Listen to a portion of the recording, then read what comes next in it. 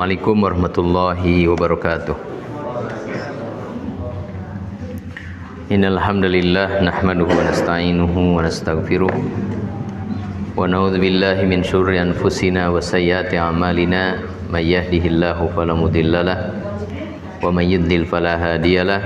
Asyhadu an la ilaha illallah wahdahu la syarikalah wa asyhadu anna Muhammadan abduhu wa rasuluh. Allahumma sholli ala Muhammad wa ala ali Muhammad kama shallaita ala Ibrahim wa ala ali Ibrahim innaka Hamidum Majid. Wa barik ala Muhammad wa ala ali Muhammad kama barakta ala Ibrahim wa ala ali Ibrahim innaka Hamidum Majid. Ya ayyuhalladzina amanu taqullaha haqqa tuqatih wa la tamutunna illa wa antum muslimun. Amma ba'du. Jamaah pengajian di Singaparna mengaji. Alhamdulillah pada malam ini kita bisa bertemu kembali, dan sebagaimana yang telah disepakati pada awal pertemuan kita setelah libur lebaran, bahwa untuk pertemuan kita ini dibagi dua ya. Untuk pekan pertama kita membahas tafsir, kemudian pekan kedua ini membahas masalah fikih ya. Nah, untuk fikihnya ini insya Allah kita pelajari Bulughul Maram ya. Karena pertimbangannya bahwa Bulughul Maram ini kumpulan hadis-hadis fikih, sehingga dengan belajar Bulughul Maram dalilnya tahu, hukum fikihnya juga tahu ya. Jadi dua-duanya kita dapatkan ya. Kita mendapatkan dalil fikihnya, kemudian kita juga mendapatkan tentang hukum fikihnya. Kemudian menggunakan Bulughul Maram juga karena kebanyakan dari masyarakat kita ini sudah tidak asing dengan Bulughul Maram ya, hampir rata-rata di rumah-rumah kita ini ada Al-Quran, ada Bulughul Maram ya, yang ada ya. Ada juga yang tidak ada di rumahnya. Nah, ini saya harapkan yang belum punya Bulughul Maram silakan untuk membelinya. Banyak di pasar juga ya, dan insya Allah harganya terjangkau ya, tidak mahal. Ini sangat bagus ya apabila di rumah kita ada Quran terjemah, juga ada Bulughul Maram terjemah. Jadi kita punya beberapa masalah bisa cari-cari di situ nanti referensinya. Kitab Bulughul Maram ini namanya Bulughul Maram min Adillatil Ahkam ya. Yang artinya tercapainya apa yang diinginkan dari dalil-dalil hukum. Bulugh artinya tercapai, Al-Maram artinya apa yang diinginkan, apa yang dimaksudkan. Min Adillatil Ahkam artinya dari dalil-dalil hukum. Jadi ini enak ya, dalilnya dapat, hukumnya juga dapat. Sehingga kita ketika berpegang kepada satu hukum, kita juga tidak sekedar ikut-ikutan aja, karena kita juga sudah mendengar dan mempelajari dalilnya. Kitab ini disusun oleh Al-Hafidh Ahmad bin Ali Al-Asqalani. Ahmad bin Ali Al-Asqalani ya. Yang kemudian beliau masyhur dengan kunyah Ibnu Hajar ya, atau dengan laqab Ibnu Hajar. Beliau masyhurnya kemudian dengan laqab Ibnu Hajar.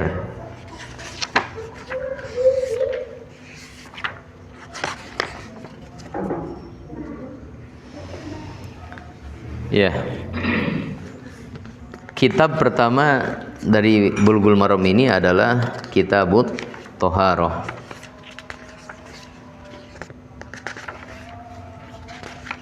Dan bab pertama yang dibahas adalah Babul Miyah. Kitabut Thaharah artinya kitab tentang bersuci. Babul Miyah artinya bab tentang air. Di dalam kitab-kitab hadis yang di situ merupakan kumpulan hukum-hukum fikih, hadis-hadis tentang fikih yang kemudian dikenal dengan sunan. Juga dalam kitab-kitab fikih, bukan kitab hadis tapi kitab fikih, itu menjadi kebiasaan para ulama memulai kitabnya dengan kitab Thaharah, bersuci. Hal ini ada dua faidah, ada dua hikmah dengan dibukanya kitab tersebut dengan pembahasan bersuci. Yang pertama, bahwa tujuan dari belajar fikih, tujuan dari belajar hukum-hukum syariah itu untuk mencapai kesucian diri. Kita mempelajari hukum-hukum syariah, kemudian kita mengamalkan amalan-amalan yang disyariatkan. Tujuannya adalah untuk mensucikan diri kita. Maka diletakkan yang di awal untuk mengingatkan sejauh mana kamu mempelajari tentang hukum-hukum syariat. Nah, ingat ini, tujuannya adalah kesucian diri. Sehingga tidak bermanfaat ilmu yang banyak, amal yang banyak, jika itu tidak menghasilkan kesucian diri kita. Kemudian faidah yang kedua, bahwa di dalam ibadah-ibadah amaliyah yang itu merupakan kajian ilmu fikih,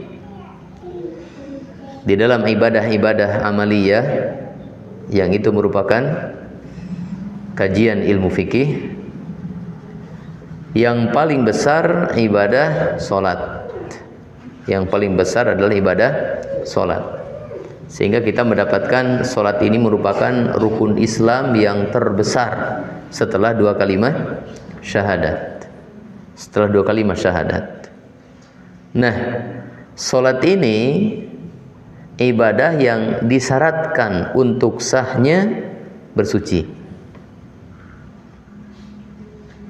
Jadi salat ini tidak akan sah kalau seandainya dilaksanakan dalam keadaan tidak suci. Tidak suci dari najis, tidak suci dari hadas. Maka untuk sahnya salat harus bersuci. Sucikan diri kita dari najis, sucikan diri kita dari hadas. Dan syarat keumumannya itu lebih dahulu daripada pekerjaannya. Jadi kalau bersuci itu syarat untuk sahnya salat, maka bersuci ini dikerjakan terlebih dahulu sebelum salat. Makanya pembahasan bersuci itu sebelum salat, dan pembahasan salat itu sebelum ibadah-ibadah yang lainnya. Jadi ini untuk mengingatkan bahwa sehusu apapun salat kita, sebagus apapun salat kita, itu tidak akan sah seandainya kita salat dalam keadaan belum suci, belum suci dari najis, belum suci dari hadas. Nah, kemudian bab pertama yang dibahas dalam Kitabut Thaharah, memang ini tidak semua kitab sama, Kadang berbeda-beda pembahasannya. Tapi dalam Bulughul Maram ini dan kebanyakan kitab-kitab fikih atau kitab-kitab hadis itu di dalam toharoh kebanyakannya memulainya dengan bab air. Dengan bab air. Kenapa? Karena air merupakan alat bersuci. Tahu cara wudu, tahu cara mandi, tahu cara membersihkan najis. Tapi kalau air gak ada, kita nggak jadi wudu, kita malah tayamum. Gak jadi mandi, kita malah tayamum. Atau kita nggak ngerti tentang hukum air. Cara wudunya bagus, tapi air yang digunakannya air najis, sah nggak wudunya? Nggak sah. Ini didahulukan karena ini merupakan alat bersuci. Secara asal bersuci itu menggunakan air. Allah Ta'ala berfirman, wa yunazzilu minas sama'i ma'al liyutahhirakum bihi. Allah Ta'ala telah menurunkan dari langit air. Untuk apa? Liyutahhirakum bihi, untuk mensucikan kalian dengan air tersebut. Sehingga alat asal dalam bersuci adalah air. Ya. Babul miyahi. Qala al-muallifu al-hafidh Ibnu Hajar al-Asqalani rahimahullahu taala, kitabut thaharati, kitab tentang bersuci. Babul miyahi, bab tentang air. Bab tentang air. Hadis yang pertama, an Abi Hurairah, dari Abu Hurairah radhiyallahu anhu. Qala, berkata, qala Rasulullah, telah bersabda Rasulullah sallallahu alaihi wasallam, fil bahri. Bahar apa artinya bahar? Laut, tentang laut. Huwa, laut, at-tahuru, yang suci, mensucikan. Ma'uhu, airnya. Tahur itu suci dan mensucikan. Suci zatnya dan dia berfungsi untuk mensucikan. Ma'uhu, airnya. Al-hillu, hillu sama dengan halal. Al-hillu yang halal. Maitatuhu, bangkainya. Maitatuhu, bangkainya. Maksudnya ikan yang hidup di laut terus dia mati jadi bangkai, maka itu halal. Bukan setiap bangkai yang di laut. Kalau bangkainya bangkai orang ya haram. Atau bangkai kambing. Nemu bangkai kambing di laut ya haram. Maksudnya ini adalah binatang-binatang laut. Ikan dan sejenisnya. Akhrajahul arba'atu, hadis ini dikeluarkan imam yang empat, wa Ibnu Abi Syaibah, dan Ibnu Abi Syaibah, wal lafdzu lahu, dan ini lafaz Ibnu Abi Syaibah, wa sahahahu Ibnu Khuzaimah wa Tirmidzi. Hadis ini disahihkan oleh Ibnu Khuzaimah dan At-Tirmidzi. Ya, hadis ini menunjukkan yang pertama bahwa air laut itu suci dan mensucikan. Nah, air laut walaupun rasanya itu asin, tapi hukumnya sama dengan air tawar. Dia suci dan mensucikan, sehingga boleh digunakan untuk wudu, boleh digunakan untuk mandi janabah, boleh digunakan untuk membersihkan diri kita dari najis. Boleh, karena dia suci dan mensucikan. Ya, para ulama menyebutkan seperti yang disebutkan dalam mazhab Syafi'iyah, dan ini juga disebut oleh ulama yang lain, bahwa air yang suci dan mensucikan secara garis besarnya ada 7 ya. Ada 7. 4 yang keluar dari tanah, 3 yang turun dari langit.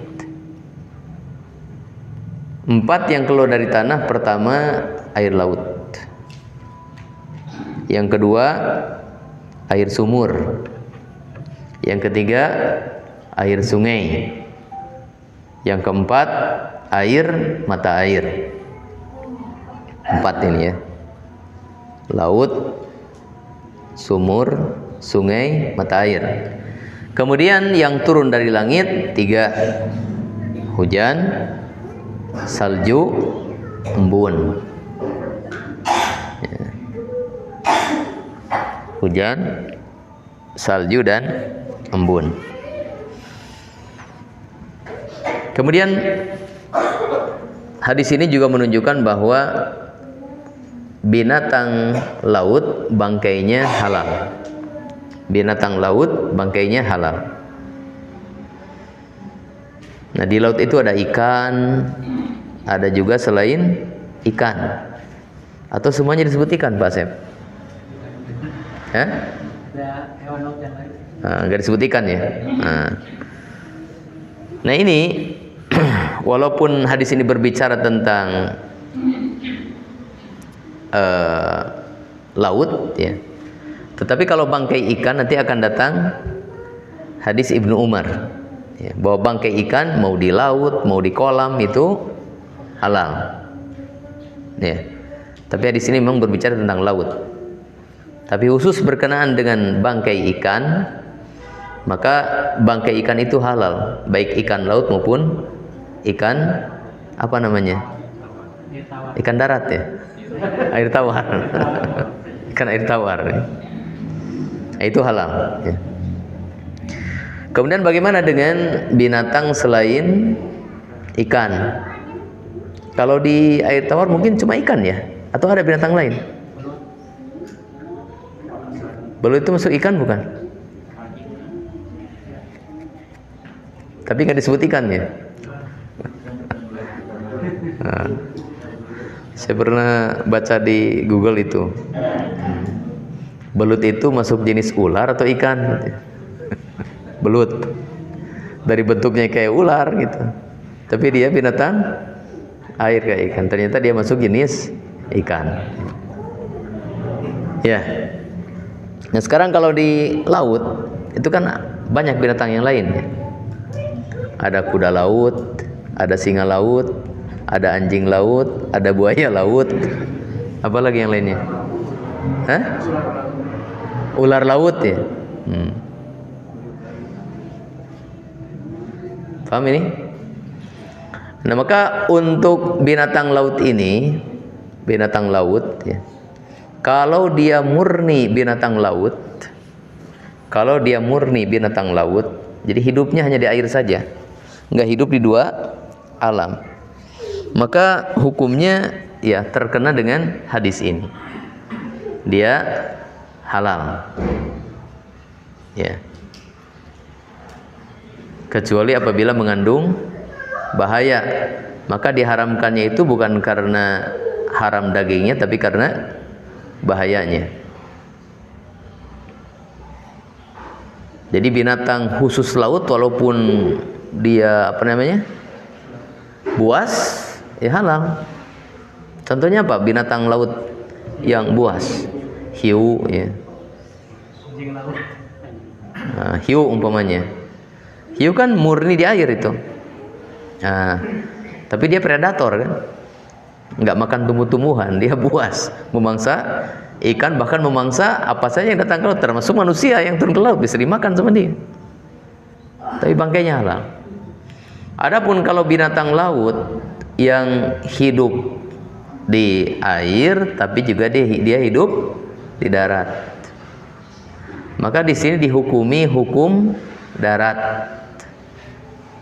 Dihukumi hukum darat. Jadi diberatkan sisi kedaratannya. Karena kalau ada unsur halal dengan unsur haram berkumpul, maka lebih diberatkan kepada unsur haramnya. Ya, lebih diberatkan kepada unsur haramnya. Nah, ini baik laut maupun air tawar. Contoh yang di laut, anjing laut. Anjing laut itu dia berenang di laut, tapi dia juga berjemur di pantai ya. Singa laut. buaya. Nah, dia hidup di sungai. Hidup di sungai, tapi juga ada buaya laut ya. Hidup di air laut. Tapi dia hidup di air, dia juga hidup di darat. Dia juga hidup di darat. Ini yang disebut dengan binatang amfibi dalam istilah kita ya. Kalau dalam istilah bahasa Arab barmai. Al-barmai. Bar artinya darat, mai artinya air. Jadi hidup di darat juga hidup di air. Maka Allahu alam, kalau binatang yang seperti ini hidup di dua alam, di air juga di darat, menurut kebanyakan ulama Syafi'iyah dan Hanabilah, dia berlaku hukum darat, sehingga bangkainya haram. Bangkainya haram. Kalau dia hidup kemudian disembelih, lihat juga kalau dia buas, seperti apa yang buas itu? Buaya, maka dia terkena hukum binatang buas di darat.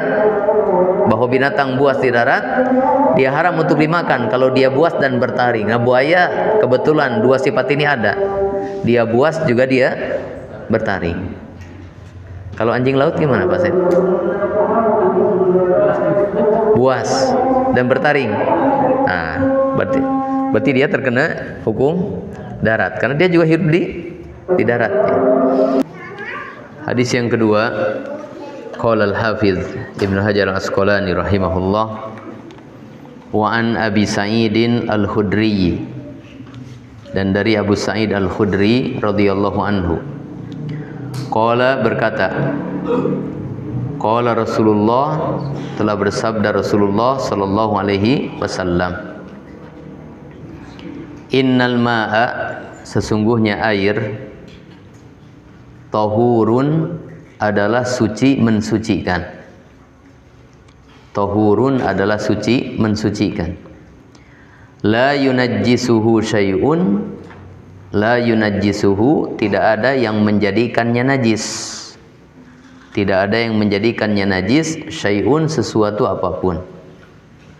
Akhrajahu tsalatsatu, hadis ini dikeluarkan oleh imam yang tiga, wa sahahahu Ahmadu, dan disahihkan oleh Imam Ahmad.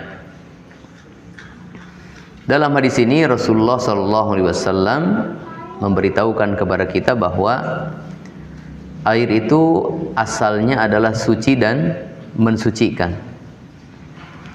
Air itu tidak bisa dinajiskan oleh sesuatu apapun.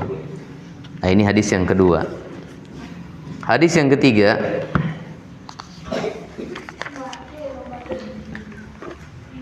an Abi Umamah al-Bahili, dari Abu Umamah al-Bahili radhiyallahu anhu, qala berkata, qala Rasulullah, bersabda Rasulullah sallallahu alaihi wasallam, innal ma'a, sesungguhnya air, la yunajjisuhu, la yunajjisuhu, tidak ada yang bisa menajiskannya. Tidak ada yang bisa menjadikannya najis, syai'un, sesuatu apapun. Illa, kecuali, ma ghalaba, najis yang mengalahkan. Kecuali najis yang mengalahkan. Ala rihihi, baunya, wa ta'mihi, dan rasanya, wa launihi, dan warnanya. Rih apa rih? Baunya. Ta'am, rasanya. Laun, warnanya. Akhrajahu Ibnu Majah, hadis ini dikeluarkan oleh Ibnu Majah. Wa dha'afahu Abu Hatim, dan dilemahkan oleh Abu Hatim. Hadis yang keempat, walil Baihaqi, dan dalam riwayat Al-Baihaqi, al-ma'u, air, tahirun, adalah suci, illa, kecuali, in taghayyara, apabila berubah, rihuhu, apa tadi rih? Baunya, au ta'muhu atau rasanya, au launuhu atau warnanya. Binajasatin berubahnya dengan apa? Binajasatin dengan najis. Tahdutsu fihi yang mencampurinya. Tahdutsu fihi yang mencampurinya. Ya. Dalam 3 hadis ini terdapat keterangan bagi kita semuanya. Yang pertama bahwa hukum asal air adalah suci dan mensucikan. Jadi kalau kita mendapatkan air, maka kita yakin air tersebut suci dan mensucikan. Bila ada keraguan, ini airnya suci atau tidak, maka yang namanya ragu itu tidak bisa mengalahkan yakin. Ya, hukum asalnya suci dan mensucikan, itu kita yakini. Bila ada ragu dalam hati, maka tinggalkan keraguan ini. Kembali kepada hukum asal yang diyakini. Karena Rasulullah mengatakan bahwa air itu suci mensucikan, itu hukum asal. Kemudian yang kedua, bahwa air walaupun tercampuri oleh najis, maka air tersebut hukum asalnya tetap suci. Jadi walaupun ada najis yang kemudian jatuh ke air tersebut, maka hukum asalnya adalah tetap suci. Mau airnya banyak atau airnya sedikit, itu hukum asalnya. Kemudian yang ketiga yang ditunjukkan oleh hadis ini, oleh 3 hadis ini, bahwa air yang tercampuri oleh najis, dia akan berubah menjadi najis, dia akan berubah hukumnya menjadi air najis apabila terjadi perubahan. Apabila terjadi perubahan pada salah satu sifat air mengikuti najis yang mencampurinya. Ya. Kalau sifat airnya misalkan baunya sekarang berubah, baunya menjadi bau najis, baunya menjadi bau air kencing. Nah, berarti air tersebut sekarang berubah hukumnya menjadi najis. Atau rasanya berubah mengikuti rasa najis tersebut, atau warnanya berubah mengikuti warna najis tersebut, maka baru airnya berubah hukumnya menjadi najis. Maka kalau tidak ada perubahan, airnya tetap kembali kepada hukum asal, suci dan mensucikan, walaupun ada najis di situ. Kalau seandainya tidak terjadi apa? Perubahan sifat pada air tersebut. Yang keempat, bahwa najis yang akan merubah hukum air menjadi najis, bahwa najis yang akan merubah hukum air menjadi najis itu apabila mencampurinya.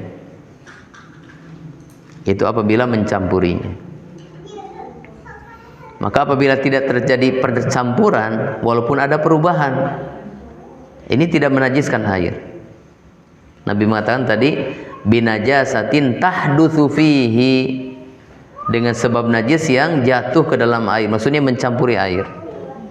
Umpamanya begini ya, ini ada air di ember, di sampingnya ada kloset mampet, paham ya? Jadi orang kencing, orang BAB itu si kotorannya nggak ngalir, tetap aja di situ, sehingga ruangan pun menjadi bau kencing, bau kotoran manusia. Ketika kita mengambil air dari ember tersebut, airnya jernih, rasanya air, tapi baunya bau kotoran atau bau air kencing tersebut.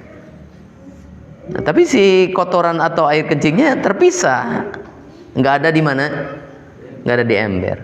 Maka ini tidak menajisi air, tidak menajisi air. Kenapa? Karena perubahan ini terjadi bukan karena percampuran. Mungkin itu karena terjadi apa? polusi udara, ya. Polusi udara.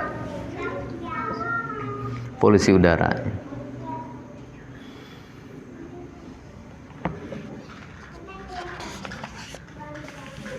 Hadis yang kelima.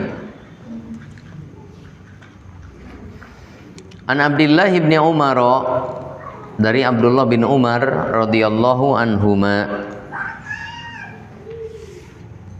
qala berkata, qala Rasulullah, bersabda Rasulullah sallallahu alaihi wasallam,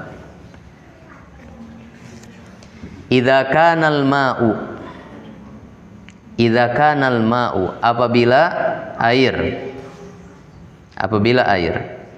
kullataini, dua kulah ya. Lam yahmilil khobatha, maka dia tidak membawa najis, khobat ini artinya najis. Wa fi lafdhin, dan dalam lafaz lain, lam yanjas, dia tidak menjadi najis. Akhrajahul arba'atu, hadis ini dikeluarkan imam yang 4. Wa sahahahu Ibnu Huzaimah, dan disahihkan oleh Ibnu Huzaimah, wal Hakimu, dan Al Hakim, wa Ibnu Hibban, dan Ibnu Hibban. Iya. Rasulullah Shallallahu Alaihi Wasallam ditanya tentang air yang ada di genangan-genangan tanah, di hutan, di daerah-daerah yang bukan pemukiman manusia, di mana biasanya air-air tersebut yang tergenang di tanah itu didatangi oleh binatang buas. Lalu binatang buas tersebut minum di situ. Nah, binatang buas kan ya mungkin habis makan binatang, ya, dan binatang buas juga air liurnya, ya, kebanyakan para ulama mengatakan hukumnya apa? Najis, ya. Lalu minum di situ.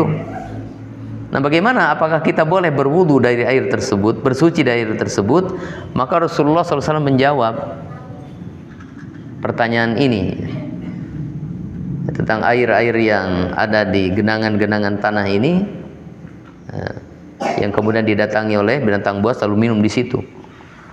Maka Rasulullah SAW menjawab bahwa apabila air tersebut banyak, dan banyak itu standar minimalnya 2 kulah. Banyak itu standar minimalnya 2 kulah. 2 kulah itu kurang lebih 500 liter Iroki, bukan liter sekarang. 500 liter Iroki atau Baghdadi, yang kalau dikonversikan sekarang kurang lebih ya sekitar 190 liter lah, atau 200, mendekati itu. Paham ya? Kalau ini toren air yang kecilnya berapa liter itu? 250 ya? 250. Itu sudah 2 kulah itu.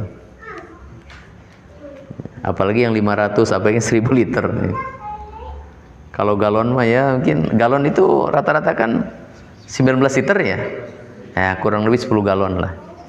Kurang lebih seperti itu. Jadi Rasulullah SAW menjelaskan kalau airnya banyak dan standar minimal air banyak itu 2 kulah.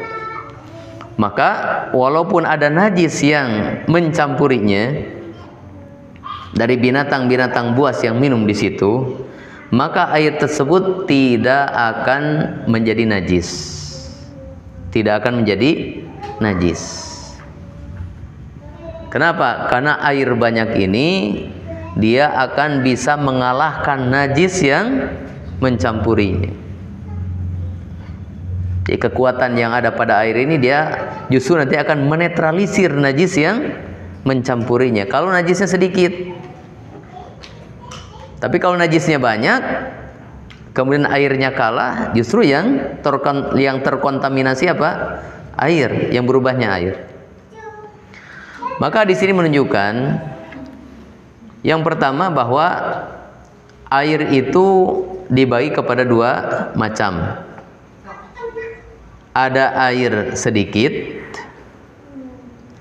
sedikit, yaitu air yang kurang dari 2 kula. Maka ini rentan untuk terkontaminasi najis karena airnya sedikit, sehingga rentan untuk terkalahkan oleh najis. Bukan otomatis jadi najis, enggak. Kalau tercampuri najis, enggak. Ya, tidak otomatis menjadi najis kalau tercampuri najis. Tetapi untuk terjadinya perubahan ini sangat rentan, sangat gampang karena sedikitnya volume airnya. Yang kedua, ada air banyak. Air banyak itu minimal berapa? 2 kula. Apalagi yang lebih dari 2 kula. Apalagi airnya yang sangat luas seperti di danau, atau yang lebih besar lagi di mana? Di laut. Maka air yang banyak ini secara keumuman dia bisa mengalahkan najis yang mencampurinya. Sehingga Nabi mengatakan lam yahmil al-khobath, dia tidak akan mengandung najis. Kenapa? Karena najis yang mencampurinya lama-lama najis tersebut akan ternetralisir, terkalahkan oleh banyaknya volume air. Ya, jadi ini fungsi membedakannya. Kalau yang sedikit seperti di ember atau di gelas, itu kalau tercampuri najis rentan untuk terjadi perubahan, sehingga rentan untuk berubah hukumnya menjadi najis. Bukan otomatis najis, enggak. Adapun kalau air yang banyak, maka ini secara keumuman apabila ada najis datang mencampurinya, dia bisa mengalahkan najis tersebut. Kecuali kalau najisnya apa? Banyak. Ya. Najisnya banyak, maka bisa kalah si airnya. Ya, umpamanya ada air 1 kolam, kalau ada orang kencing 1 orang atau orang BAB 1 orang, maka tidak akan mengalahkan sifat air. Air kencing lama-lama ya hilang. Kalau BAB lama-lama ya mungkin dia terpecahkan, terurai ya. Akhirnya hilang. Tapi kalau kolamnya, walaupun kolamnya besar, tapi dia menjadi tempat penampungan, pembuangan sedot WC ya. 1 mobil, 50 mobil dibuang di situ semuanya. 50 tank ya. Airnya apa? Bro, kenapa? Karena najisnya besar. Karena najisnya banyak, sehingga dia mampu mengalahkan air. Kemudian pelajaran yang kedua dari hadis ini, bahwa air baik itu sedikit maupun banyak, apabila tercampuri najis, maka dia akan berubah menjadi najis, akan berubah hukumnya menjadi najis apabila terjadi perubahan. Ya, dari mana ini kita ambil? Dari perkataan Nabi, lam yahmilil khobas. Air banyak walaupun tercampuri najis, tapi dia tidak akan najis. Kenapa? Karena dia tidak mengandung najis. Jadi dia tidak berubah oleh najis. Maka dipahami dari itu, kalau dia sampai berubah menjadi oleh najis yang mencampurinya, berarti hukumnya pun berubah. Sehingga apakah air itu berubah hukumnya menjadi najis ketika tercampur oleh najis? Lihat saja terjadi perubahan atau tidak. Mau airnya banyak ataupun airnya sedikit. Kemudian yang ketiga, dipahami dari hadis ini bahwa air liur binatang buas itu najis. Air liur binatang buas itu najis.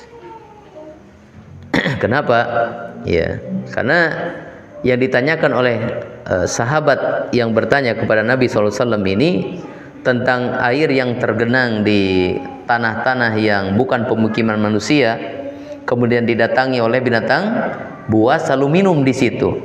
Ya, kalau air liurnya itu tidak najis, air liurnya itu adalah suci, nggak usah ditanyakan. Umpamanya yang datang ke situ kambing, yang datang ke situ onta.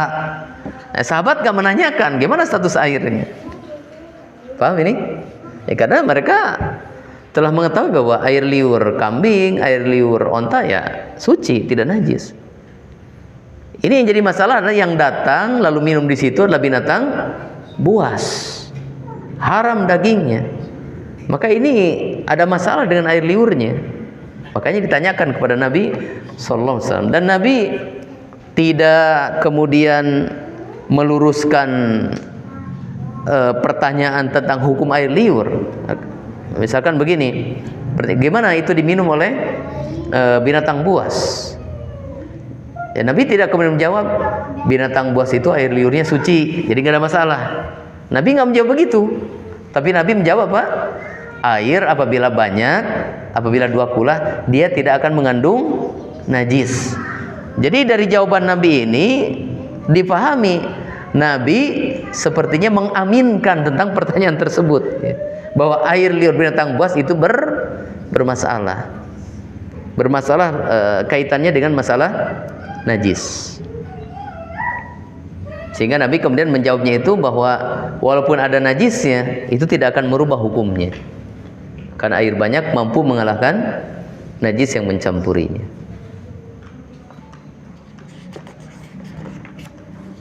Ini hadis yang kelima.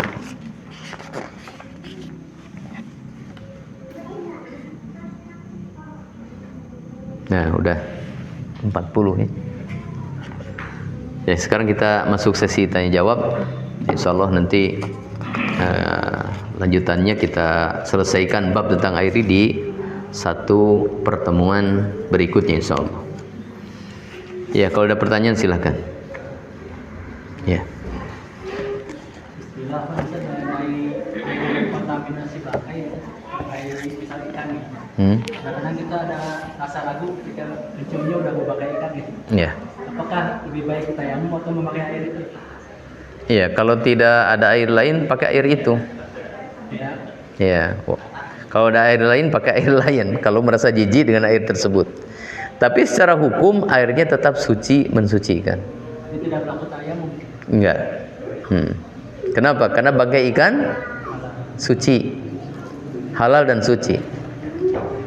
Ketika bangkainya suci, maka dia tidak akan menajiskan air. Silahkan pakai air tersebut, boleh sah. Tapi mungkin ada rasa jijik aja ya. Sehingga kalau ada air lain yang bersih ya mungkin kita pakai air lain. Tapi mau pakai air itu juga langsung nggak apa-apa, sah-sah saja karena airnya tidak najis. Nah, Allahu a'lam. Berkaitan dengan tadi, tempat genangan airnya kurang dari 2 kula, tapi kita tidak menemukan, kan rentan, tapi kita tidak menemukan air lain. Itu apakah tayamum apa gimana? Jadi yang kita temukan air di daerah-daerah yang biasa ada binatang buas ya, airnya sedikit. Nah, apakah kita tayamum atau menggunakan air tersebut? Lihat aja airnya. Airnya masih jernih warnanya, berarti dia enggak berubah warna najis. Dicium baunya, masih bau air. Tinggal satu lagi apa? Rasanya dikecap. Kita masih tawar. Jadi walaupun mungkin ada binatang buas, kita nggak tahu kan, karena kita nggak melihat. Tapi kemungkinan ada binatang buas minum di situ. Ya, kalaupun dimungkinkan ada binatang buas minum di situ, kalau airnya tidak berubah sama sekali, warnanya, baunya, rasanya, maka dia tetap suci. Nah, wallahu a'lam.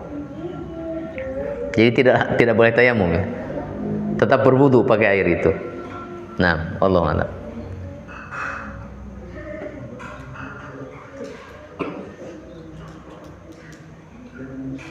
Ada yang lain?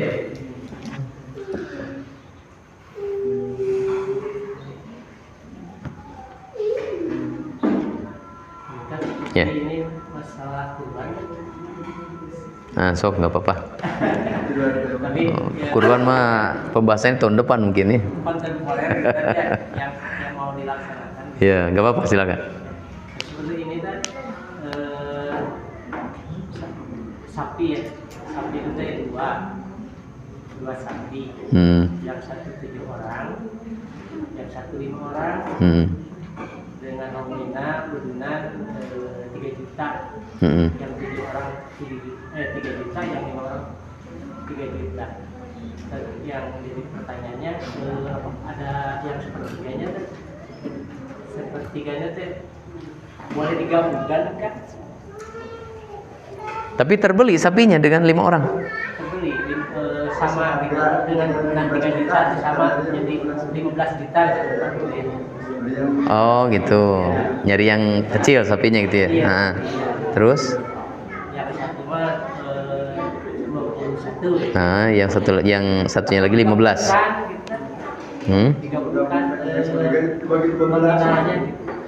Jadi yang harga 21 dengan harga yang 15 lalu Dagingnya digabungkan. Sehingga si pengurban itu mengambil jatah sepertiganya sama. Mau yang 7 orang, mau yang 5 orang gitu. ya, Masalah sepertiga di situ sesuai dengan hasilnya masing-masing. tidak harus terpisah. Ya, sesuai dengan hasilnya masing-masing. Jadi sapi yang harga 21 juta itu dapat berapa kilo? Oh, misalkan turun daging 120 kilo misalkan. Maka sepertiganya berarti 40 kilo. Nah, 40 kilo bagi 7 orang. Nah, berarti masing-masing sekitar 5 kilo setengah ya. 5 kilo setengah. Nah, gitu. Ini yang 15 juta berapa turun dagingnya? Satu kintal ya. Nah, 1 kintal. Berarti sepertiganya sekitar 35 kilo. Bagi 5 orang. Lebih gede yang itu. Ya Pak. 7 kilo ya. Karena pembagiannya lebih kecil, maka hasilnya lebih gede. Nah, itu ya. Jadi secara asal kalau memang sapinya dimiliki secara khusus, ya dia ngambil hasil dari sapinya. Tapi kalau sapinya nggak dimiliki khusus, semua dipukul rata. 3,5 juta bayarnya. Store ke panitia. 5 grup misalkan, semua bayar 3,5 juta. Lalu dibelikan sapi, nggak tahu ini kelompok ini dapatnya sapi yang mana. Cuma kelompok satu sembelih yang itu, kelompok dua sembelih yang itu. Jadi bukan mereka yang beli, cuma panitia yang membelanjakan lalu menentukan aja ini untuk kelompok satu, kelompok dua, kelompok tiga dan seterusnya. Dan harganya sama. Mungkin nanti di timbangan dagingnya bisa beda ya, bisa beda timbangan dagingnya.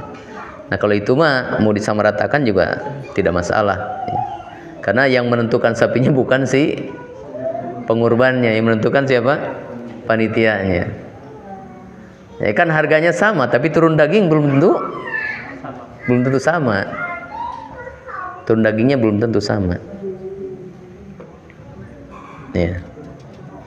Dan sepertiga di sini ya, maksudnya bahwa dagingnya itu dibagi 3 bagian.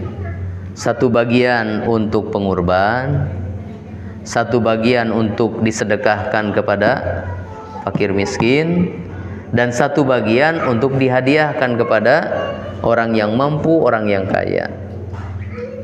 Maka dibagi 3 ini nggak mesti timbangannya itu sama.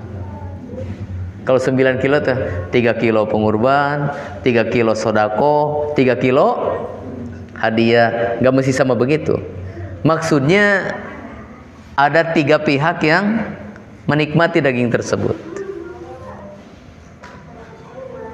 Ini jumlah penduduknya sedikit, mau yang miskin yang kaya. Nah, sehingga si pengurbannya ngambil agak banyak. Ya tidak apa-apa. Ini satu kampung kurbannya cuma seekor sapi. Jumlah orangnya banyak. Kalau si pengurban ngambil sepertiga, dagingnya turun 90 kilo. Sapi, yang kurban satu orang. Pak Haji apa itu kurban satu ekor sapi sendirian. Kalau dia ngambil 30 kilo misalkan, kemudian 60 kilonya untuk dibagikan satu kampung karena nggak ada yang kurban yang lain. Akhirnya ya mungkin kayak dulu di tiiran. Ya zaman saya waktu kecil, masih kecil, bukan di keresek, di tiir gitu. Ya dapat jatah kurban itu sepanggang sate gitu. Satu kampung orangnya ratusan begitu, satu ekor sapi. Yang kurbannya makan banyak. Nah, kalau gini mah sebaiknya yang kurbannya sepertiga itu bukan 30 kilo ya. Mungkin dia cukuplah untuk keluarganya. Mungkin 10 kilo 10 kilo juga sudah banyak bagi dia dan keluarganya. Sehingga yang dibagikan 80 kilo. Sehingga masyarakat banyak cukup untuk mendapatkan daging tersebut. Jadi dibagi 3 di situ maksudnya bukan mesti timbangannya sama. Walaupun ya kalau dikembalikan kepada timbangan sama ya itu lebih bagus gitu. Nah, wallahu a'lam. Jadi belum ini jadi yang pertama tadi kalau lewat panitia mah boleh gitu. Yang berbeda yang pertama yang 5 orang. Tapi kalau ada perbedaan mah beda berarti. Kan kelompok 1 mah 7 orang, kelompok 2 5 orang. Berarti sapinya akan beda kalau itu. Jadi beda dengan yang 5 tadi. Tinggal nanti, jadi maksudnya mungkin apa? Penentuan yang 7 orang siapa gitu ya? Yang 5 orang siapa? Kan ada perbedaan. Ya kalau ada perbedaan seperti itu atau perbedaan harga, nanti mereka menentukan sendiri. Ada sapi yang harga per orangnya 4 juta, ada sapi yang harga per orangnya 3 juta. Siapa yang mau kelompok 4 juta? Berarti sudah tertentu, mereka yang beli gitu. Panitia hanya memfasilitasi. Beda kalau harganya sama, orangnya sama. Mereka kan nggak datang ke tempat sapi. Oh saya pengen yang ini, yo grup saya. Gitu. Panitia nanti yang membelikannya. Dan biasanya dicarikan sapi yang seimbang lah gitu kan, seperti itu, karena mengikuti harga. Kalau terjadi perubahan seperti begitu, biasanya yang di kurban itu di kelompok-kelompok ya. Nanti ketahuan situ kelompok yang 5 orang gitu. Ya wayah karena 5 orang, sementara harganya sama 3 juta, dapatnya yang kecil. Sok siapa yang mau 5 orang ini? Ya mereka menentukan sendiri nanti.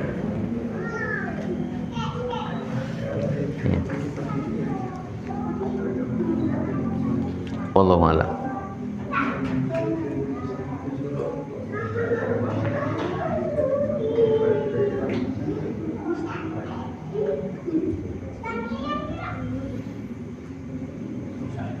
Kalau sapi kurban besar 70 juta dibagi 2 kepala keluarga boleh, tidak dihitung per orang.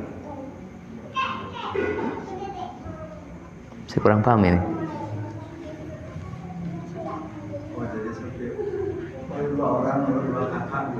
Ini yang kurbannya 2 orang.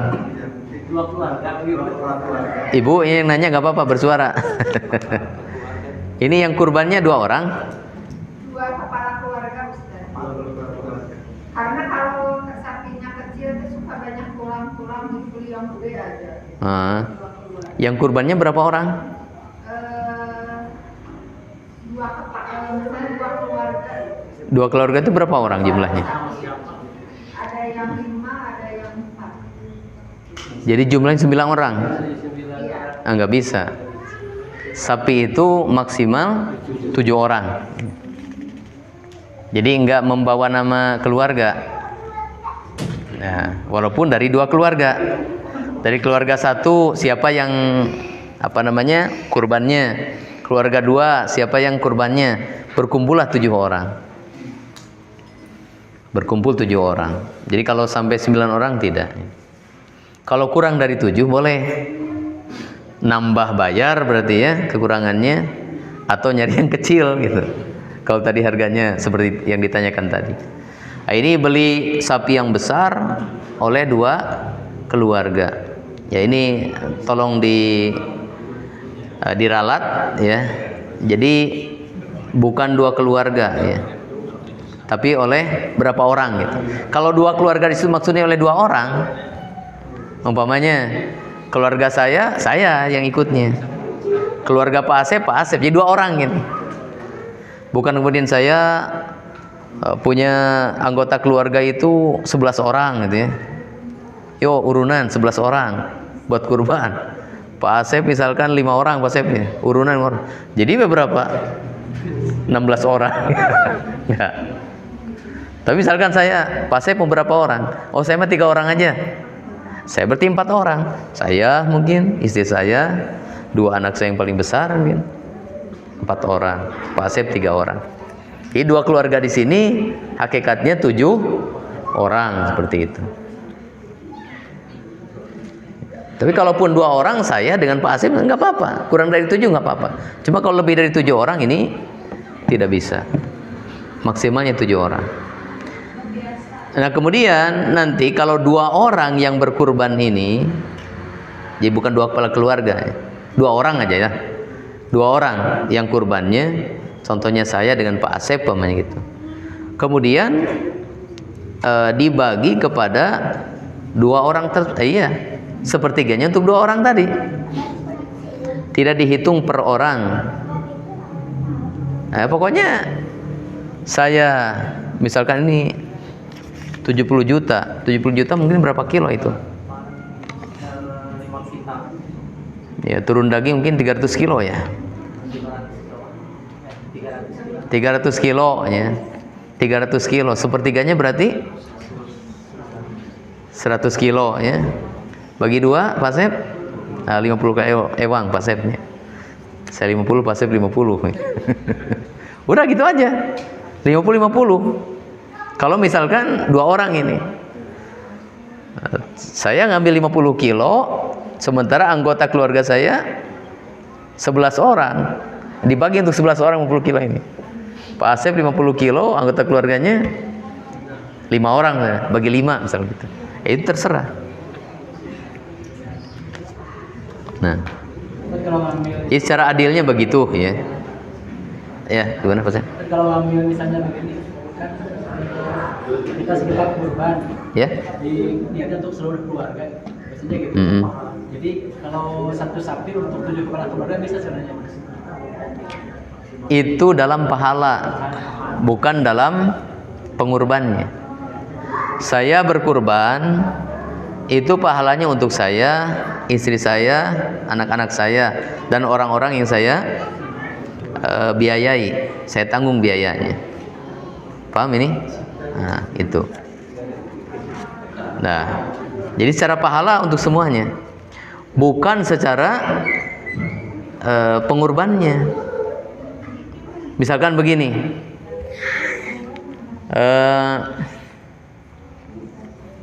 saya berkurban ini, anak saya, saya mah nggak perlu kurban lah, si bapak kurban terus. Sementara dia mampu untuk berkurban. Seandainya hukum kurban itu ikut pendapat yang wajib, ya, maka walaupun saya kurban, itu tidak mengugurkan kewajiban anak saya yang mampu untuk kurban. Secara pahala dia dapat, tapi kemampuan dia untuk berkurban, andai ikut pendapat yang wajib, itu tetap mewajibkan dia untuk kurban. Contoh beginilah, Rasulullah SAW mengatakan, orang yang umroh di bulan Ramadan, maka dia seperti haji. Dalam lafaz lain, seperti haji bersamaku. Berangkatlah kita umroh bulan Ramadan, udah dapat pahala haji. Ternyata waktu haji kita memiliki kemampuan untuk haji. Apakah menjadi gugur kewajiban hajinya? Enggak gugur kewajiban hajinya. Itu menunjukkan besarnya pahala. Pahalanya seperti pahala haji. Tapi kalau kita mampu untuk berhaji, mampu harta, mampu fisik, maka tidak tergugurkan kewajiban haji tersebut gara-gara umroh di bulan Ramadan. Nah, itu perumpamaan. Iya, wallahu a'lam. Nah, kita kalau tadi mah kekurangannya tapi setelah lebih udah setuju saatnya ada lagi yang nyusul mau kurban, panitia teh udah penuh. Gimana kalau kambing gitu ya? Oh, kalau kambing mah saya agak kesuka daging kambing ya si kurban. Tapi kata panitia, iyalah nanti kalau bagian si kurban itu dikasih sapi gimana? Oh, nggak bisa tuh. Kalau dia kurban kambing berarti dia dapat jatah daging kambing. Daging kambing. Adapun dia dapat daging sapi, itu mah kalau dia kaya berarti dapat hadiah daging sapi. Kalau dia miskin berarti dapat sodako, bukan dapat jatah pengurban. Karena kurbannya kurban kambing. Saya pengen kurban kambing tapi jatahnya pengen daging sapi. Aku mahanya.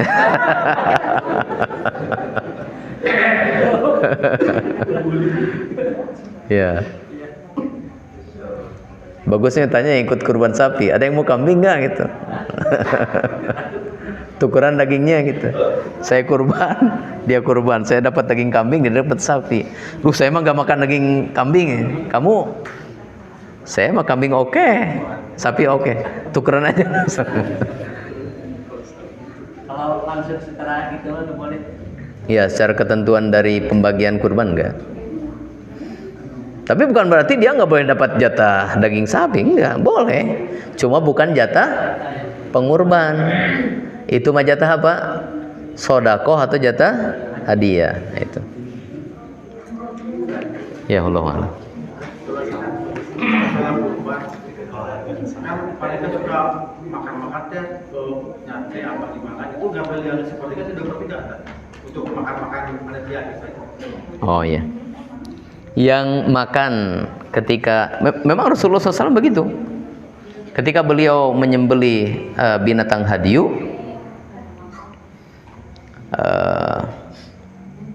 ketika beliau menyembelih binatang hadyu kalau nggak salah ya, itu beliau kemudian menyantap dagingnya bersama yang hadir semua.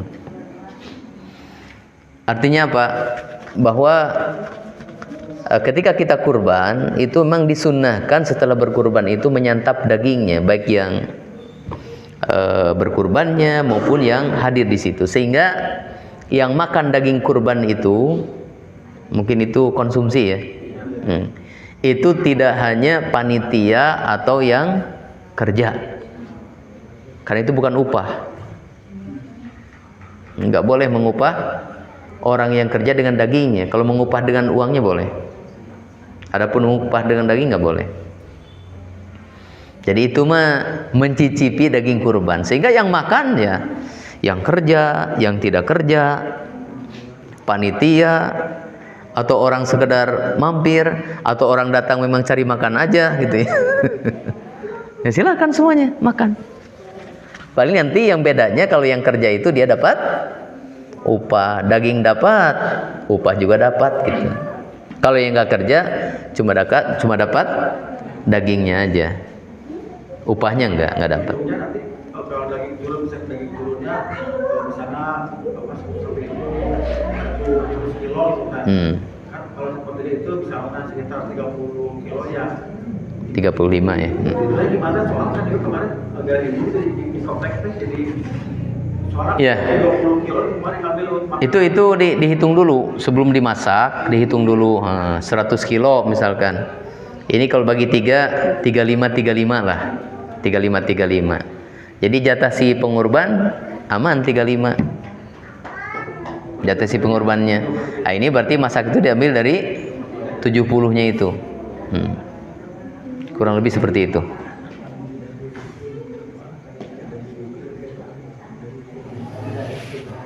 Nah, kalau kurbannya dikasih ke orang non muslim boleh? Ya. Ke hasil kurban dikasih ke orang non muslim boleh tidak? Oh, orang muslim dikasih daging kurban. Non muslim ya. Non muslim dikasih daging, ya nggak apa-apa. Ya nggak apa-apa. Ya. Orang muslim menerima dari Menerima apa? ya kurban dari jamaah Ahmadiyah. Orang kafir berkurban, ikut berkurban gitu ya. Orang kafir ikut berkurban terus, Ngasih ke ya halal.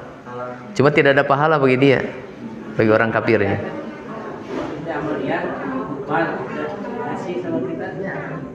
Yang nyembelihnya siapa? Gagal biasanya. cuma kalau ditanya jaga.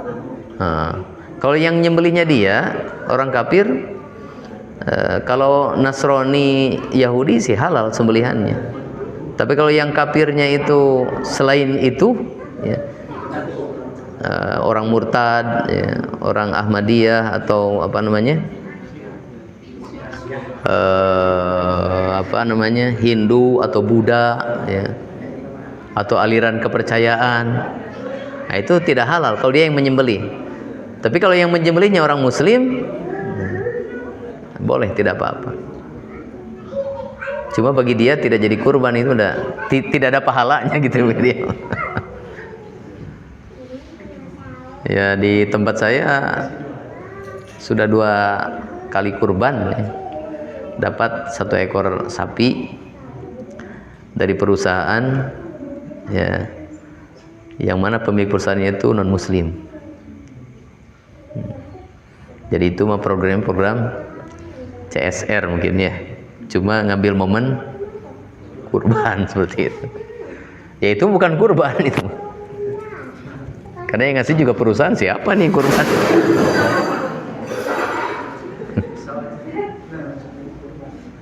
Begitu.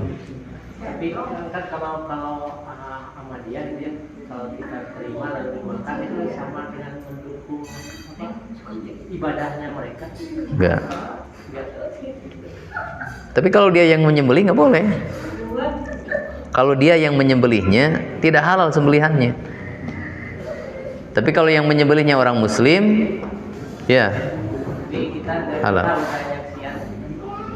Kalau nggak tahu nggak menyaksikan penyembelihannya.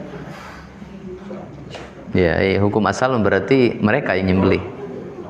Kecuali kalau kita tahu bahwa yang menyembelihnya orang kita. Karena di kampung Anal kan banyak Kelompok itu. yang sedang di sana suka ngasih daging Kurban kurban. ngasih sama gitu. Oh, gitu. Mereka kurban sendiri, misah atau gabung dengan masyarakat. Di masjid khusus. Iya, berarti mereka terpisah sendiri gitu itunya. Nah, kemungkinan dari mereka kalau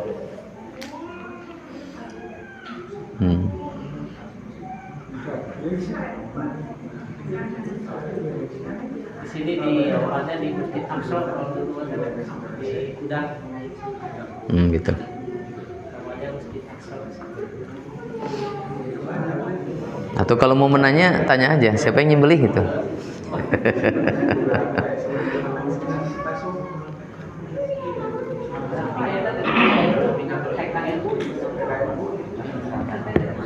Ya, sampai sini dulu. Subhanakallahumma bihamdika asyhadu an la ilaha illa anta astaghfiruka wa atubu ilaik. Wassallallahu wasallam ala nabiyina Muhammadin wa ala alihi washabihi ajmain. Assalamualaikum warahmatullahi wabarakatuh.